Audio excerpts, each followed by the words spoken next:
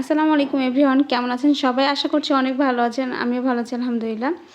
আমি আজকে আপনাদের সঙ্গে শেয়ার করব টক ঝাল মিষ্টি আমড়ার আচার। এই আমড়ার আচারের রেসিপিটি অনেক ইজি আর খেতে জাস্ট কি বলবো, অনেক সুন্দর আর অনেক সুন্দর একটা ঘ্রাণও পাওয়া যায়। আচারটা সুস্বাদু করার জন্য এখানে আমি একটা মশলা তৈরি করে নেব। তাই নিয়েছি শুকনা মরিচ, 5 মশলা, আর নিয়েছি সরিষা, আর নিয়েছি রসুন। তারপর এগুলো সবগুলো একসঙ্গে বেটে নেব। তা আমি কিন্তু প্রথমে আমড়াগুলো ভালোভাবে চুলে এটাকে কেটে নিয়েছি পিস পিস করে। তারপর এখানে লবণ আর মরিচের গুঁড়া দিয়ে সবগুলো একসঙ্গে মেখে নেব। এটা কিন্তু আমড়াগুলো অবশ্যই কিন্তু পানি ছড়িয়ে নিতে হবে। তারপর এখানে আমি পরিমাপ মতো তেল দিয়ে দিব, আর তেলে দিয়ে দেব তেজপাতা আর দারচিনি, ছোটো এলাচ 2টা, আর আস্ত রসুন। তারপর এগুলোকে হালকা করে ভেজে নেব।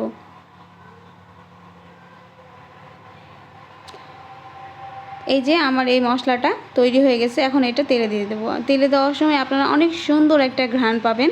পুরো বাসা একদম আচারের এই সুন্দর গন্ধে ঘ্রাণে মৌ করবে। আর এই আচারের কিন্তু স্পেশাল মশলা এটা দিয়েই কিন্তু আচারটা অনেক সুস্বাদু লাগে খাইতে। অনেকে কিন্তু পছন্দ করে, আমি জানি অনেকের জিভেতে নিশ্চয়ই পানি চলে এসেছে। এটাকে আমি আরেকটু কালার করার জন্য 1 চামচ মতো হলুদের গুঁড়া দিয়ে দিয়েছি। তারপর এগুলোকে আমি কিছুক্ষণ কষিয়ে নেব।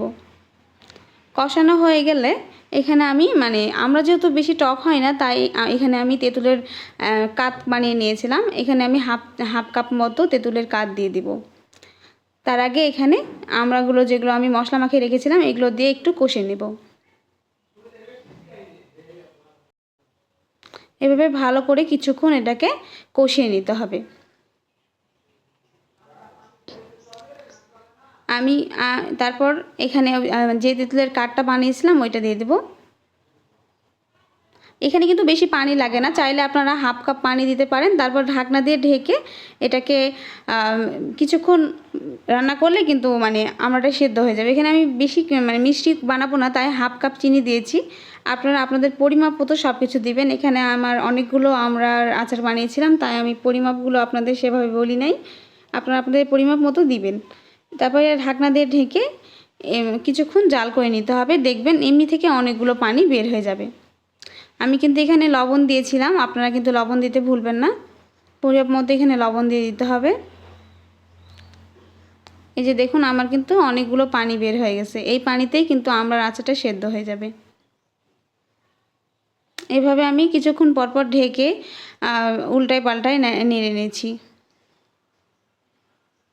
এই আমড়ার আচারের ঘ্রাণ কি বলবো, যখন আপনারা বানাবেন তখনই বুঝবেন যে কত সুন্দর একটা ঘ্রাণ দেয়। আর খেতে তো কি বলবো, ওয়াও যাকে বলে, অসাধারণ। সবাই অনেক বেশি পছন্দ করবে আপনারা যদি এই স্টাইলে আমড়ার আচারটা তৈরি করেন। এখানে আমি দিয়ে দিয়েছি 1 চামচ মতো বিট লবণ। বিট লবণ অবশ্যই দেওয়ার চেষ্টা করুন। বিট লবণ দিলে আচারের স্বাদ দ্বিগুণ হয়ে যায়, অনেক খাইতে মজা লাগে। আমি কিন্তু আর বেশি কিছু উপকরণ এখানে দেই নাই, এইগুলোই দিয়েছি। এভাবে কিছুক্ষণ নেড়ে নিলে হয়ে গেল। এই যে দেখুন আমার আমড়ার আচার একদম রেডি।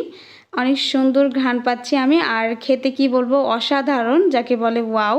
ভিডিওটি ভালো লাগলে লাইক কমেন্ট করবেন, অবশ্যই আপনারা একবার বাসায় চেষ্টা করবেন। আল্লাহ হাফেজ।